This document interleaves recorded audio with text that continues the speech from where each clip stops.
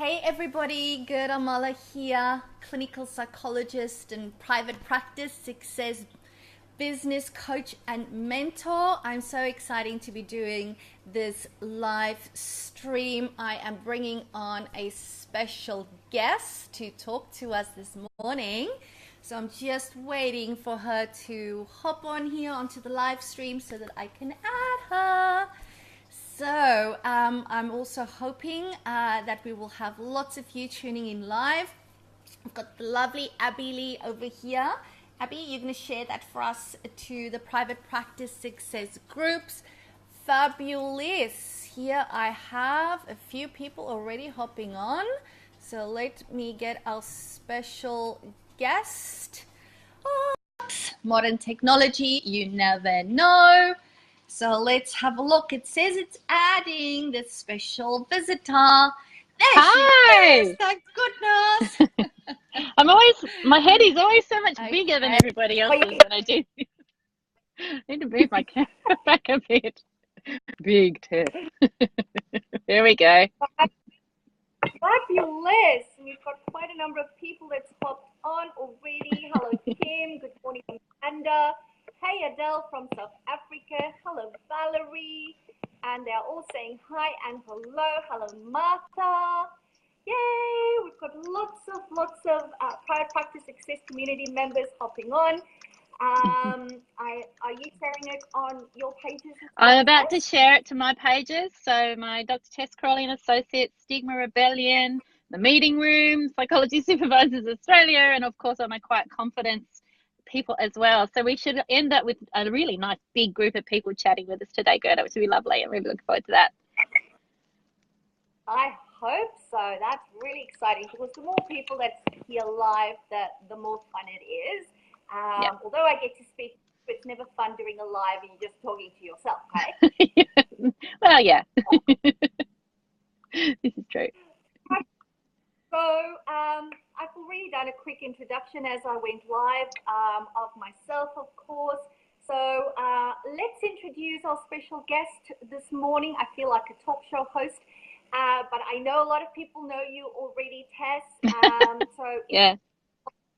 those people in my community that maybe haven't met you before, whether in person or online. Yeah, okay. So Tess Crawley, I'm a clinical and forensic psychologist, and I have a group private practice in Hobart, Tasmania, and we have an office in Launceston as well. And we do outreach to rural areas of Tasmania. Very lucky to have the opportunity to travel to the east coast of Tasmania. If you've ever been to Tassie, you'll know it's a very special part of the world. And on the flip side, I also run a mentoring program. So Gerda and I have a lot in simpatico with one another. So I also have a mentoring program called Quiet Confidence.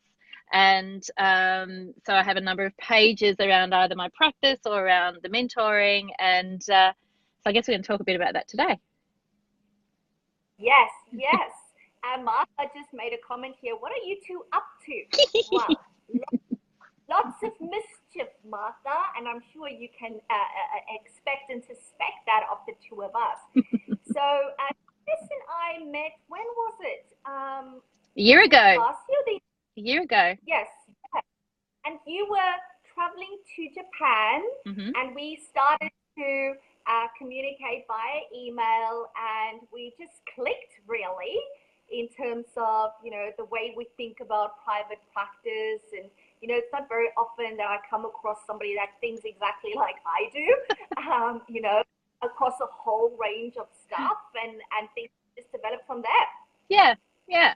I think that's, I'd come out of a very traumatic episode in my business, and had some clinicians that had done something rather difficult for me to deal with at the time. And so I think coming across your live streams at that time was perfect. I think you even spoke about the actual topic that I was experiencing at the time.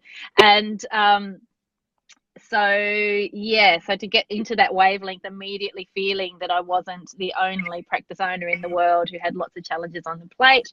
And I think it's nice to know, I think the whole broader community, both the private practice success community and the community that I'm building up, to know that there's this, well, it is a community, isn't it? It's an online community of mental health professionals. I think a year ago, or just over a year ago now, when I started talking to you, I certainly felt very much alone. I felt that nobody else was going to get what I was going through, because I didn't really know many other practice owners. And now I have a whole nationwide network of practice owners through you, and it's been amazing. Yes, no, it has, and you know, we do a lot of similar stuff, but I think it's very complementary of one another.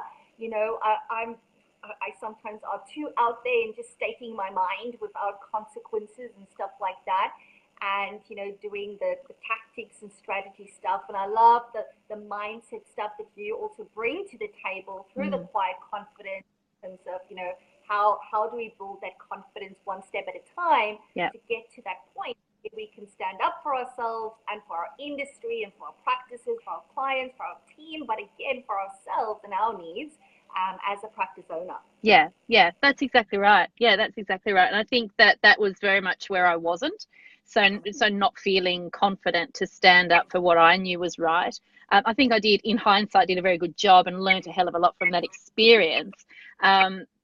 But since then, you know, the confidence that I've been able to build in knowing that, you know, I don't have a business by accident. I have a business by design, and I have a business because I'm designed to have a business and to run a business. It's in my blood, it's in my genes even.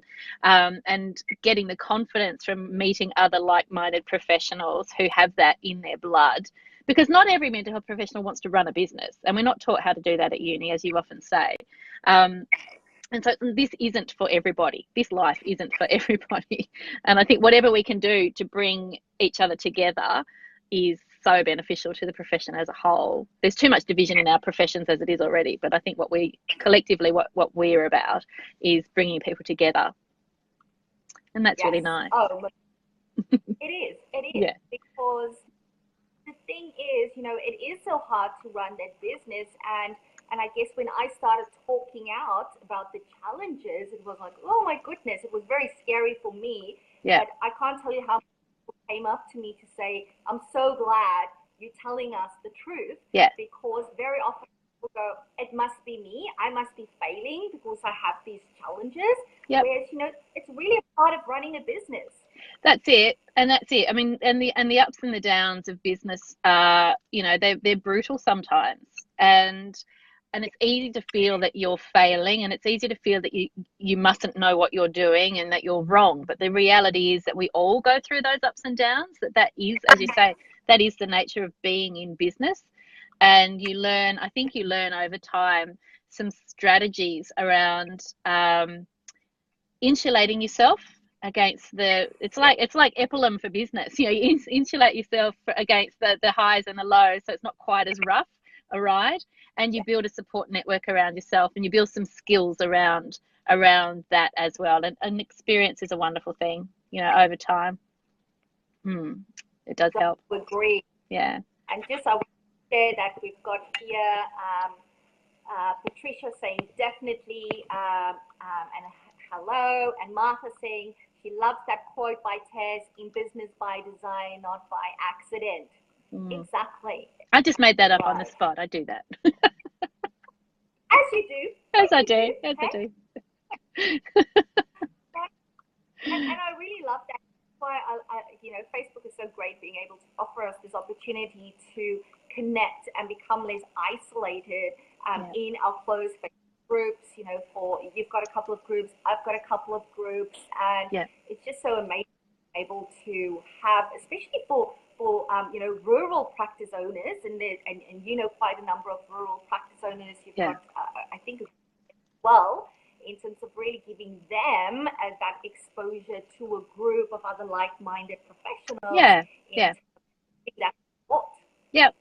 So, I mean, in my team, I've got clinicians who travel out of Hobart and out of Launceston and do rural outreach. But I do have one clinician who's a mental health accredited social worker who is based in St. Helens on the northeast of Tasmania, and she's there by herself. And so for us as a practice, it's very, very important. I use her, I guess, as a bit of a litmus test for what rural practice, isolated rural practice, can be like. And I do my level best to make sure she is included in everything that we do, so that she doesn't feel unsupported or undersupported. And she likewise goes to great lengths to participate in everything that we do, so that she's able to feel the depth of that support. I mean, we can only do what we can, but for rural mental health professionals in country towns on their own, and I've been there, I lived in a country town for 3 years building up our rural outreach service, and it is incredibly isolating, and there are boundary violations every step of the way, and you can't get away from that. So that whole ethics all of a sudden becomes very grey and very blurred, and that can be daunting and scary for some people. So it is a challenge. It is, really. So being, again, you know, that networking and being able to use something like Facebook to bring that together is just so valuable. Yes.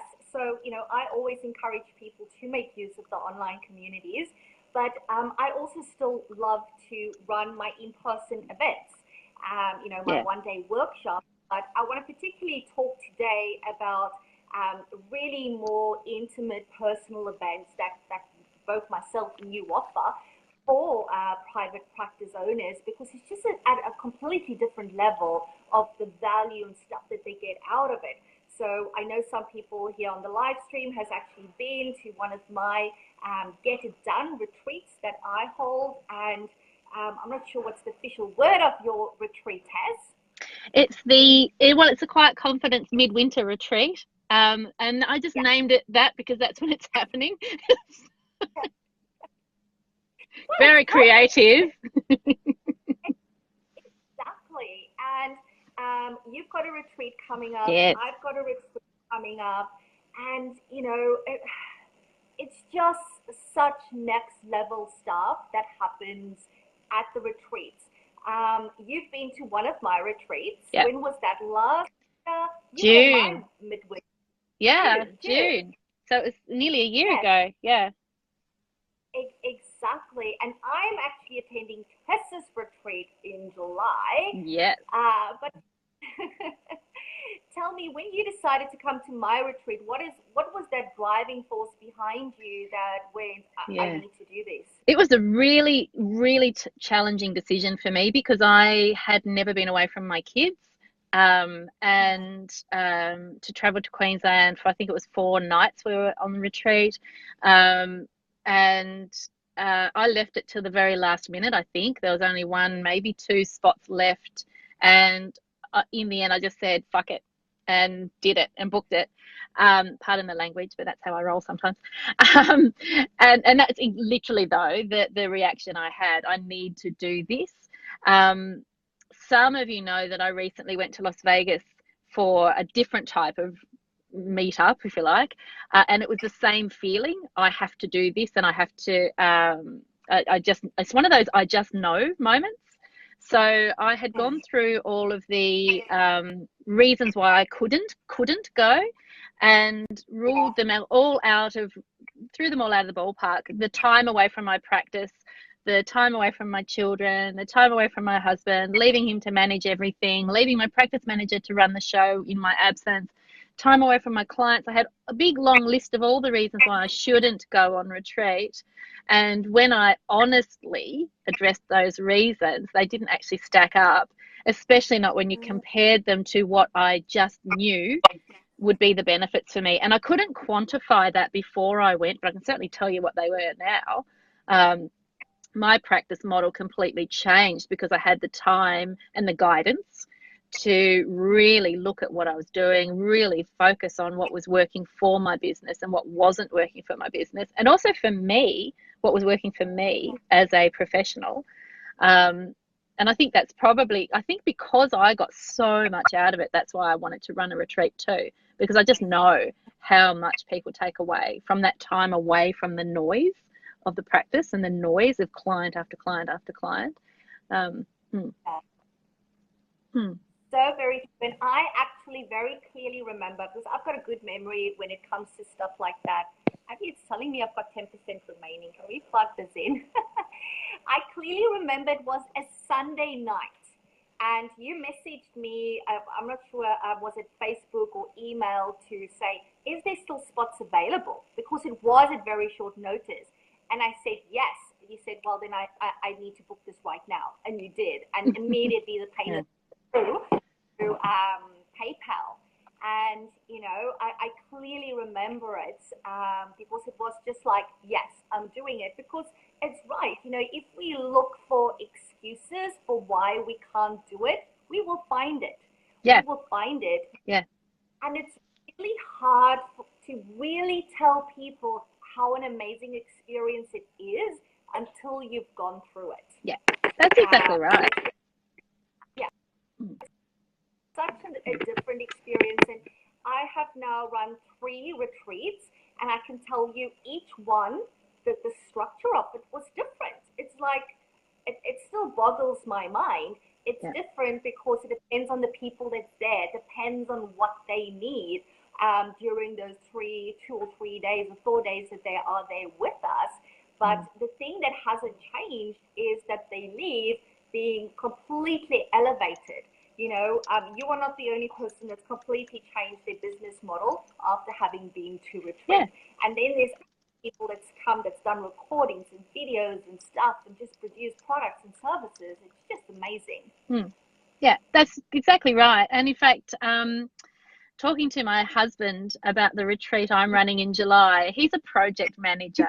He's an engineer and he's a project manager, and he runs multi-million-dollar projects. So he's very much about the details. And so he says to me, so what's actually going to happen on your retreat?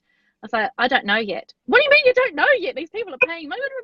I said, because I don't know yet, because everyone who comes on my retreat will have that, like yours, will have that one-on-one session with me first to figure out what they need, so I can then tailor that time to support them. It's not about me standing up lecturing and teaching and talking. It's actually about me just being very much there to support and guide and facilitate. And I don't know what I'm going to be facilitating until I've got my full suite of attendees booked in. And you're the same. You know, you've got to roll with what, it's a very creative design, if you like, to these retreats. I'm excited, and it keeps me fresh knowing that I've got no idea yet. I know a couple of people who are coming. There's still spots available, but I don't know what the full complement of needs are going to look like, and so that keeps me on my toes, and keeps me thinking creatively about what we might achieve or what we might do, and people working on what they need to get worked on while we're there is, you know, that's important, so important. And you know, now that I've run 3 by myself, I just came to that point where I went, you know, everybody raves about it once they left, and even the weeks following. And I said, I want some of that, please. I want to have that feeling when it comes to my business. So how am I going to get that? I don't want to do this by myself. Yes, I could book myself into a hotel for 2 days, but that's going to be so boring. That's no fun at all. And therefore, I was so excited when you actually launched your retreat. And I went, that's it. That's where I'm going.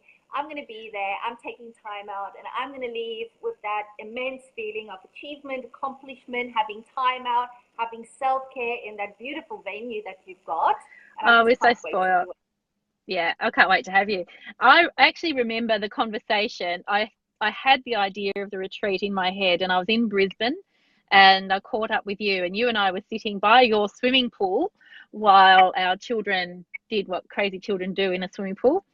And you said to me at the time, if only I could find a retreat where I could just sit and not be forced to do yoga or meditation or stuff that I don't want to do.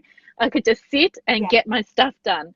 And I've sort of carried that kernel in my mind, and that's what has actually held me back from overfilling the content of the retreat, because I think it's very much about respecting the rarity of the time away and the rarity to focus. I mean, obviously we'll all come together and talk through what we need to achieve each day, but the rarity of having that precious golden time. I talk a lot about untouchable time, and so it's a little bit of a group untouchable time zone where we step into that and we're locked away and we get pampered to bits, and we get stuff done, and we just walk. I want all of us to walk away feeling 10 foot tall, because look at what we've achieved. That's how I feel about it. That's how I felt after your retreat. That's how I felt after your retreat. Yes, and it is so true, because I'm one of those people. If I'm told too much that you need to do this at this time and then that at that time and this at that time, then I get a bit rebellious. And it's great to just have that space where you can let things flow. So if you've got something and you have an idea and you want to run with it, that you can run with it and capture it rather than get distracted like you would at home or at the practice because you're being interrupted. And that's the beauty of it. So I know that, some people are more structured in their thinking, in the way that they work. Some people are more details people. I'm actually very detailed people. It's why I have systems and processes at the practice. So I'm thinking, just for those people that like to get the details, if I think back of the detail stuff that we've done at my retreats, it can really be anything, and it will be anything when we go to you as well. But things like working marketing plans, working on your 90-day plan, setting up your Zero, your accounting system, setting up your diary system, Power Diary, putting in templates, writing ebooks, writing and setting up webinars, to get content out there. The list just goes on and on. And I believe from reading, on your website as well, that your team will be there, as my team is always at my retreats as well. Yeah. My principal psychologist has pulled a rabbit out of the hat and decided to attend as a participant. But she will be there, and I think she'll be a good support for people who are looking at recruiting team, because she's got a lot of experience at building teams, and certainly supporting my team is her key role. My practice manager will be there, and she'll be an excellent support for people who are wanting to look at practice management systems and things like that. And I had hoped to drag my accountant in if needed, but the bugger is going to be in France, and I don't know how he dares. But anyway, that's where he'll be. But any other support, I think it's a little bit like you. Once we know what the goals are of the participants, then we pull in the resources that we need. I also have a fabulous, two fabulous local people who are right across social media who are available to assist. And of course, I know a bit about that these days too. And I think, for me, the key is that pre-retreat conversation, so that I know exactly, and you're the same, so that we know exactly what our participants want from that time, that untouchable time. With my retreats, I do a follow-up. There's 3 follow-up accountability sessions after the retreat. So, so when people are investing financially in that time, they're also getting that follow-up later to make sure that they stay on track with their goals. And then in terms of the structure of the day, we get together every morning, we look at what we want to achieve for the day, and we set a plan and we make that happen. So, and the rest of it's open. And I think that's wonderful. It can be scary to have that much time on your hands, and to have that yawn. It's a little bit like a writer looking at a blank page. So I think it can be daunting for some people, which I think is why it's better to do it with this guidance and this support, other than, like you say, yes, we could all lock ourselves in a hotel room for a few days, but I'm not convinced I'd actually get much done if I was left by myself in a hotel room. I can't be trusted. Exactly. It is just such a special and creative space, and I, for one, can't wait. I actually had an invitation to do another retreat during that time, and I just said, no, I'm not going. I'm going to Tasmania. I have never been to Tassie. I want to see maybe snow on the mountains. That hotel is just amazing. The food's going to be amazing. The facilitator and the company is going to be amazing. And I cannot wait to go.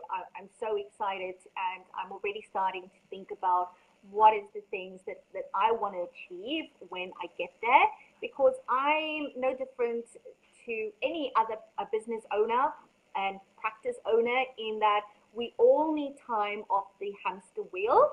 Again, you can come up with so many excuses for why you can't, and you just need to give yourself permission to say that I matter enough, my business, my practice matter enough, my family, even if it's time away from them, matter enough for me to do this for me and for my business and for our future. And to heck with all the excuses, because I will trust that when I pitch up there and I'm on retreat, that I will do the work that's going to get me the return on my investment, and that return is going to continue beyond the 2, 3, 4 days that you are on retreat, because I've seen that with people that's been to my. I think you're spot on too with that, the issue of no excuses. I mean, we hear that phrase a lot with people exercising. There's sweatshirts that you can, I think you've got one, Gerda. You've got a singlet that says no excuses or something, haven't you? I often think about all of those excuses that we make about time and our clients and our family, and I think that as mental health professionals, whether you're in business for yourself or you're wanting to what you're doing, whether you're in an employed role or whatever, because of course my focus is beyond practice owners, but the ones who succeed and the ones who fail make the same excuses.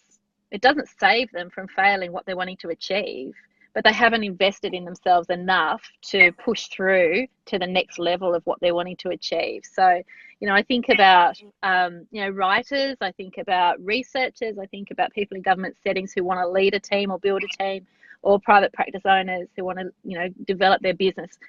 We can all succeed or fail. It's up to us to be conscious enough that we need to take time sometimes away from the distractions and away from the busy work to really focus. And it's amazing what you can achieve when you really do knuckle down with some uninterrupted time and the support. That support's really important, and the encouragement. Oh, you make such a good point, because if I think about when I wrote my book, I have spoken over the years to so many people who want to write a book. And some of them have been wanting to do it, have never started, and other people, it's been years and they're still writing it.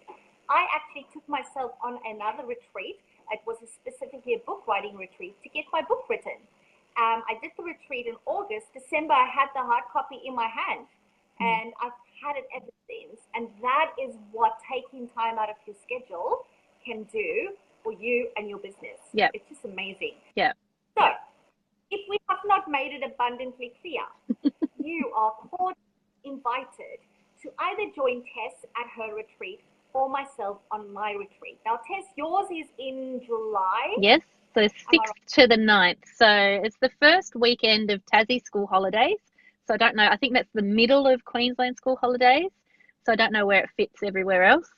And Tasmania in winter. If you know Melbourne winters, forget everything you know about winter, because Melbourne winters are grey and drizzly and miserable. I know, I lived there for 10 years. Hobart winters are blue skies, snow on the mountain, crackling fires, red wine of an evening. The river is looking stunning. It's a beautiful place to be in winter. And we will be inside, so we'll be warm and toasty, warm and cozy, the fire and the marshmallows. So it'll be a lovely experience as well, taking yourself out of your normal environment. So yeah, that first weekend, that first week, 6th to the 9th of July. That's just perfect. Oh, can't wait to go. And so mine is a bit later in the year. Mine is in October. But what we can do, Tess, I'll put a link to all the details in the comment section of the live stream. And I will do the same on my profile and put everything in there. Patricia says, haha, yep, can vouch for Melbourne winters. So if anybody is interested, I think you still have 2 spots available. Yep. I have 2 spots available for October. Contact us if you want more information. Check out the websites with all the details, accommodation, and all of that stuff is on there. And we would absolutely love to host you at either of our. Absolutely would. Fabulous. Well, thank you so much, Tess, for joining me, taking time out of your schedule to talk with me and with our community about all of this. I can't wait to join you in July. And I think we might do another live stream after that retreat, make notes in the diary where I can be accountable for what I achieved on the retreat and share with people new stuff that I've come up with, ideas, because that's what happens. Yeah. Like when I find I'm out of my normal space, that's when my mind starts going, that's what I need to do. That's what I want with innovative plans and ideas. So I will come back and tell everybody what I have. as a result. Yeah, we'll keep you honest. Thanks for having me, Gerda. It's always lovely to chat with you. It is my pleasure. Thank you also for everybody watching the recording, everybody that's joined us live. By the way, Tess, Patricia says, can't wait to do both of your retreats. Thanks, Gerda and Tess. Well, we can't wait to host. That would be lovely. It would. It surely would. Thank you so much, everybody. And remember, as always, all you need to do is say yes to your very own ultimate level 5 private practice, and retreats can get you there. I'll speak to you again very soon. Bye for now. Bye.